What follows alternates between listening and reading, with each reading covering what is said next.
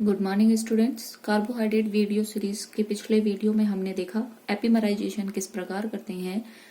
आज हम बात करते हैं कि मोनोसैकेराइड की जो विवृत श्रृंखला है, ओपन चेन है, उसके ड्रॉबैक्स क्या हैं, उसके दोष क्या हैं। देखिए, ग्लूकोज की विवृत श्रृंखला संरचना के आधार पर इसके निम्न गुणों की व्याख्या संभव नहीं है, जो है कि ये जो ग्लूकोज है ये सिर्फ अभिकर्मक के साथ गुलाबी रंग नहीं देता। क्यों? दूसरा देखिए, सोडियम बाइसल्फाइड के साथ, दूसरा है कि ये सोडियम बाइसल्फाइड के साथ योगात्मक उत्पाद नहीं बनाता। इसका भी ओपन चेन के द्वारा इस गुण की भी व्याख्या संभव नहीं है। तीसरा ये कि ग्लूकोज जो होता है वो दो रूप में पाया जाता है। यदि इसका क्रिस्टलीकरण जल व अल्कोहल के साथ करवाया जाता है, यदि इसका क्रिस्टलीकरण दो रूपों में पाया जाता है, यदि इसका क्रिस्टलीकरण वाटर एंड अल्कोहल के साथ करवाया जाता है तो प्राप्त ग्लूकोज का गलनांक 146 डिग्री सेंटीग्रेड होता है। जबकि पिरिडीन, यदि इसका क्रिस्टलीकरण पिरिडीन की प्रेजेंस में करवाया जाता है तो प्राप्त ग्लूकोज का गलनांक 148 से 150 डिग्री सेंटीग्रेड होता है। इन दोनों के प्रकाश के गुण भी अलग अलग होते हैं और इनके जो प्रथम वाला जो आइसोमर प्राप्त होता है, इसके लिए घूर्णन का मान 112 डिग्री, जबकि सेकंड वाले के लिए घूर्णन का मान 19 डिग्री होता है। और इसको बोलते हैं अल्फा ग्लूकोज, और ये दूसरा वाला जो आइसोमर है इसको बोलते हैं बीटा ग्लूकोज। ध्यान रखेंगे आप लोग। देखिए, अपन ने कहा कि ये जो अपना ग्लूकोज है ये दो रूपों में मिलता है। यदि इसका क्रिस्टलीकरण अपन वाटर और अल्कोहल की प्रेजेंस में करवाते हैं तो प्राप्त जो आइसोमर है उसका अपन को गलनांक मिलता है 146 डिग्री सेंटीग्रेड और उसके लिए घूर्णन का मान होता है 112 डिग्री। इसको बोलते हैं अल्फा ग्लूकोज। यदि यही क्रिस्टलीकरण अपन पिरिडीन की प्रेजेंस में करवाएंगे तो उसके गलनांक का मान होगा 148 से 150 डिग्री सेंटीग्रेड। उसके लिए घूर्णन का मान होता है 19 डिग्री और इसको अपन बोलते हैं बीटा ग्लूकोज। ठीक है। ये अब चौथा पॉइंट देखिए, ये 3 पॉइंट हो गए। चौथा पॉइंट ये है कि यदि ग्लूकोज को HCl की उपस्थिति में मेथनॉल के साथ गर्म करें, HCl की उपस्थिति में मेथनॉल के साथ में गर्म करते हैं तो दो समावेवी होते हैं मैथिल ग्लूकोसाइड, वो प्राप्त होते हैं। आगे देखिए, म्यूटा रोटेशन, वेरी वेरी इंपॉर्टेंट, इसके बारे में देखिए। परिवर्ती घूर्णन, म्यूटा रोटेशन। देखिए, परिवर्ती घूर्णन या इसको अपन बोलते हैं म्यूटा रोटेशन। देखिए ये क्या होता है। देखिए, ग्लूकोज परिवर्ती घूर्णन प्रदर्शित करते हैं सबसे पहले तो देखिए परिवर्ती घूर्णन क्या होता है। जब किसी पदार्थ के ध्रुवण घूर्णन के मान में समय के साथ परिवर्तन होता है, अर्थात किसी पदार्थ के ध्रुवण घूर्णन का मान यदि समय के साथ घटता या बढ़ता है तो पदार्थ के इस गुण को हम परिवर्ती ध्रुवण घूर्णन कहते हैं। अन्य कार्बोहाइड्रेट के समान ग्लूकोज में भी ये गुण पाया जाता है। यदि अल्फा ग्लूकोज के ताजा बने हुए विलयन के विशिष्ट घूर्णन ज्ञात करते हैं तो अभी अपन ने देखा था अल्फा जो होता है उसके लिए विशिष्ट घूर्णन का मान होता है 112 डिग्री। क्लियर।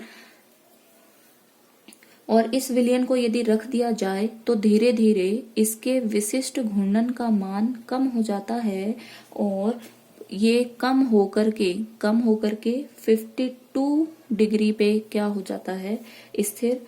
इसी प्रकार यदि बीटा ग्लूकोज, यदि जिसका अपन को पता है घूर्णन का मान कितना होता है 19 डिग्री, यदि बीटा ग्लूकोज के ताजा बने हुए विलयन को रख दिया जाए तो घूर्णन का ये मान बढ़ता जाता है और बढ़ने के बाद कितने पे आके स्थिर हो जाता है 52 डिग्री पे।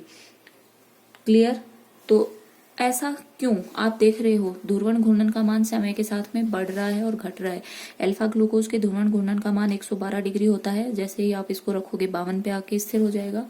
ऐसे बीटा के लिए होता है 19 डिग्री, लेकिन जैसे आप रखोगे बढ़ेगा और 52 डिग्री पे आके फिक्स हो जाएगा। तो अपन ने यही कहा कि किसी पदार्थ के ध्रुवण घूर्णन का मान समय के साथ घटता या बढ़ता है तो उसको अपन बोलते हैं म्यूटा रोटेशन, परिवर्ती घूर्णन। अब ग्लूकोज म्यूटा रोटेशन शो करता है विवर्त श्रृंखला के द्वारा या ओपन चेन के द्वारा, इसका भी एक्सप्लेनेशन या मैं बोलूं इस गुण की व्याख्या भी संभव नहीं है।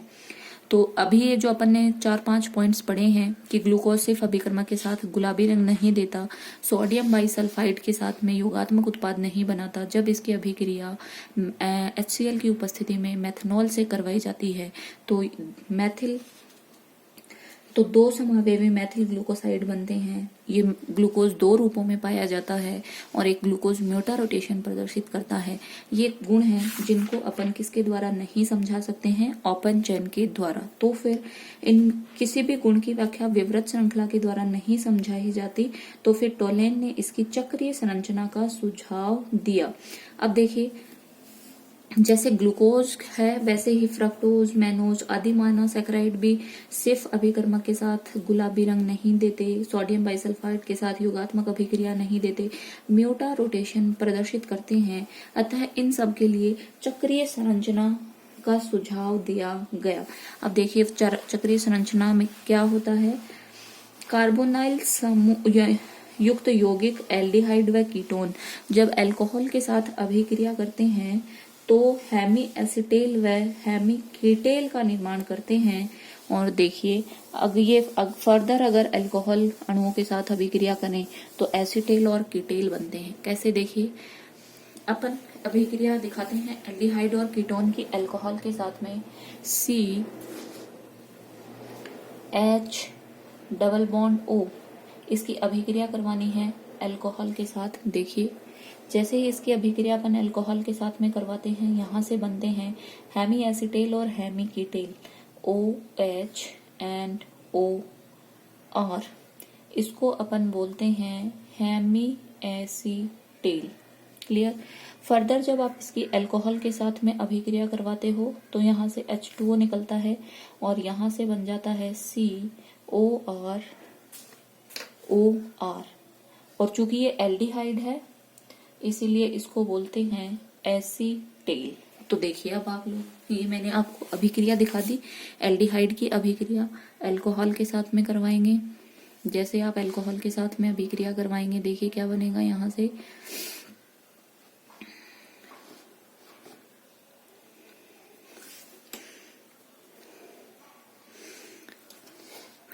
अभिक्रिया कैसे हुई समझ में आ गई होगी। ये इधर, ये माइनस और ये प्लस, तो पार्शियली पॉजिटिव पार्शियली नेगेटिव, ये अटैक करेगा इस पे और ये अटैक करेगा इस पे। जैसे ही अटैक होगा यहाँ से बनेंगे हेमी एसिटेल। फर्दर इसकी अभिक्रिया अपन किसके साथ में करवा रहे हैं, अल्कोहल के साथ में। यहाँ से देखिए क्या निकल जाएगा, वाटर मॉलिक्यूल, और क्या बन जाएंगे, एसिटेल। सेम अभिक्रिया बोलो किसके साथ में होती है, कीटोन के साथ में। ये लीजिए C डबल बॉन्ड O, और यहाँ पे अपन को पता है कीटोन के दोनों जो ग्रुप होते हैं वो किसी एल्किल ग्रुप से सेटिस्फाई होते हैं, इसलिए मैंने अब इनकी अभिक्रिया अल्कोहल के साथ में करवाइए। जैसे ही अल्कोहल के साथ में करवाएंगे क्या बनेगा, OH एंड OR। क्लियर? यहाँ पे 2 एल्किल ग्रुप जुड़े हुए हैं।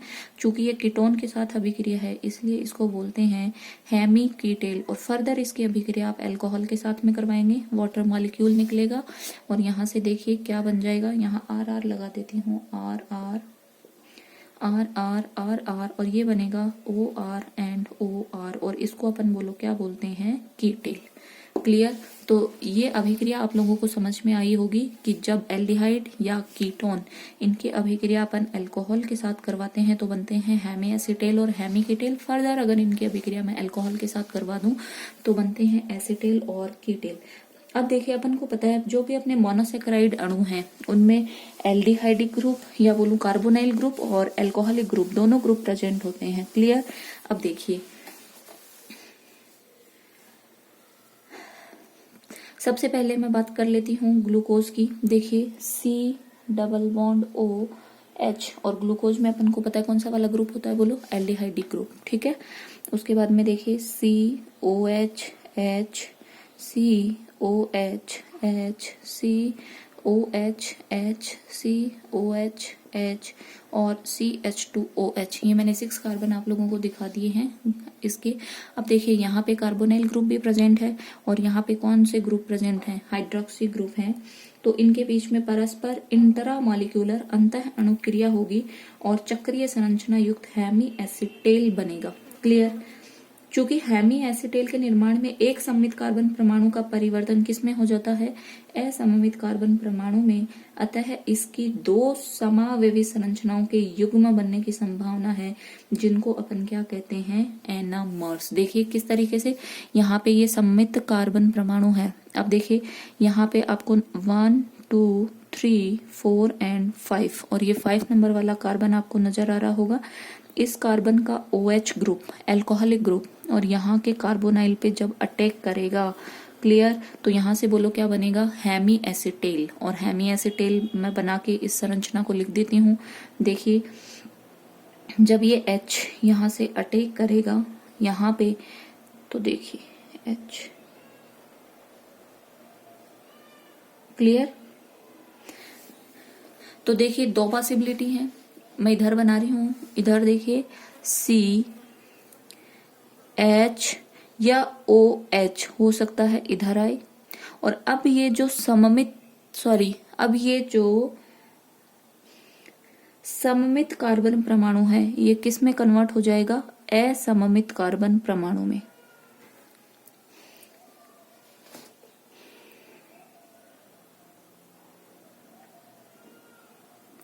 OH H H OH OH H and C और ये है H और यहाँ पे देखिए कौन बचा हुआ है इनके बीच में, ऑक्सीजन। क्लियर। और ये क्या हो गया, CH2OH। देखिए नंबरिंग कर देती हूं मैं, 1 2 3 4 5 एंड 6। और ये देखिए इंट्रामॉलिक्यूलर अभिक्रिया हो गई, यहाँ पे कार्बोनाइल की अल्कोहल के साथ में अभिक्रिया हुई, तो बोलो ये क्या बने, हेमी एसिटेल। तो यहाँ पे देखिए जो सममित कार्बन परमाणु था वो किस में कन्वर्ट हो गया, असममित कार्बन परमाणु में, कायरल कार्बन बन गया। और एक पॉसिबिलिटी देखो ये हो सकती है कि OH आए इधर, OH H, क्लियर।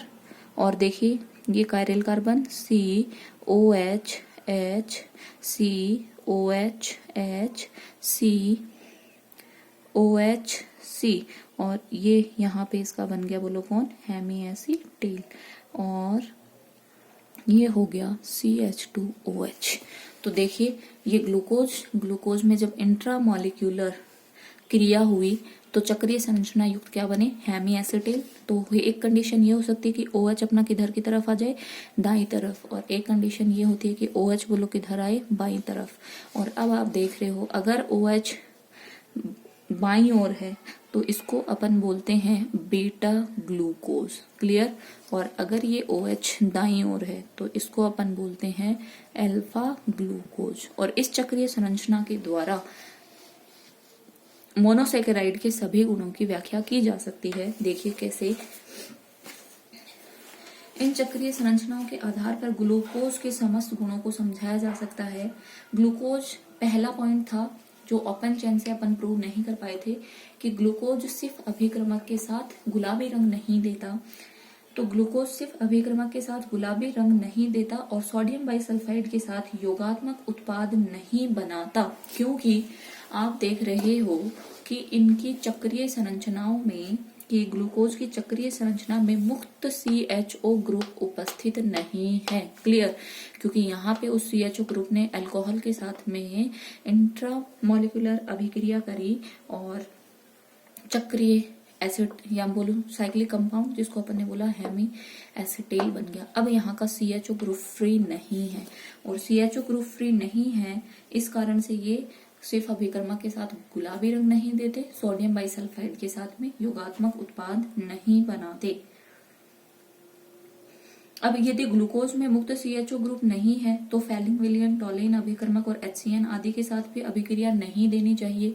लेकिन फिर भी अपन को पता है कि ग्लूकोज तीव्र अभिकर्मक जैसे फैलिंग विलयन, HCN आदि के साथ और टॉलेन अभिकर्मक के साथ में अभिक्रिया देता है।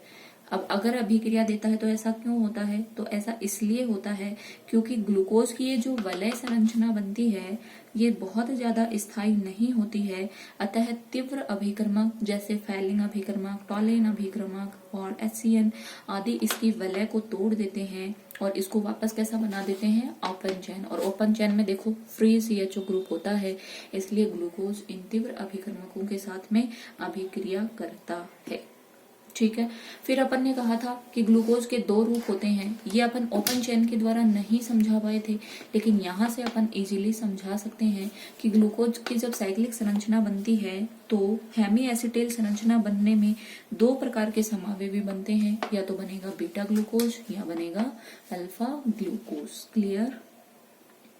इसलिए अब आप देख रहे हो यहाँ पे अल्फा ग्लूकोज और बीटा ग्लूकोज में बताओ नंबर 1 वाले कार्बन का ही केवल विन्यास चेंज होता है, इसलिए अल्फा ग्लूकोज और बीटा ग्लूकोज को अपन क्या बोलते हैं? एनोमर्स। क्लियर? और अगर 2 नंबर कार्बन पे डिफरेंस होता है तो उनको अपन बोलते हैं एपीमर्स। ध्यान रखेंगे आप लोग।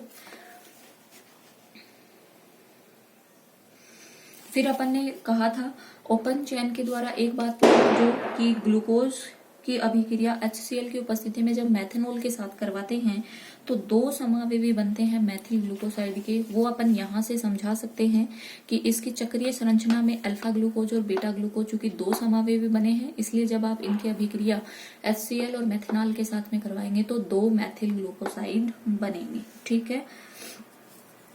एक अपन ने कहा था कि ग्लूकोज म्यूटा रोटेशन शो करता है। यहाँ से अपन इसको प्रूव कर सकते हैं कि ग्लूकोज का जलीय विलयन म्यूटा रोटेशन या परिवर्ती ध्रुवण घूर्णक प्रदर्शित करता है, क्योंकि जलीय विलयन में ग्लूकोज के अणु चाहे अल्फा हो या बीटा, ये विवृत श्रृंखलीय संरचना के माध्यम से एक दूसरे में क्या होते रहते हैं? परिवर्तित। अल्फा ग्लूकोज बीटा में, बीटा ग्लूकोज किसमें? अल्फा में। विवृत श्रृंखला के द्वारा, ओपन चेन के द्वारा। चूंकि अभिक्रियाएं उत्क्रमणीय होती हैं, अतः कुछ समय के पश्चात इनमें क्या स्थापित हो जाता है? साम्य। और इसी साम्य के कारण इनका जो विशिष्ट घूर्णन है वो कितना आता है? बोलो 52 डिग्री। और यही अपन ने कहा था कि जो अल्फा ग्लूकोज होता है उसके लिए विशिष्ट घूर्णन का मान 119 डिग्री होता है। बीटा के लिए बोलो कितना होता है? 19 डिग्री। और जब अपन इसके लिए 112 होता है, इसके लिए 19 होता है। और चूंकि अपन ने कहा कि ये दोनों रूप विवृत श्रृंखला के द्वारा आपस में क्या होते हैं? इंटर परिवर्तित होते रहते हैं, और इसीलिए जब इनके बीच में साम्य स्थापित हो जाता है तो 52 डिग्री पे आके इनका विशिष्ट घूर्णन क्या हो जाता है? स्थिर। क्लियर?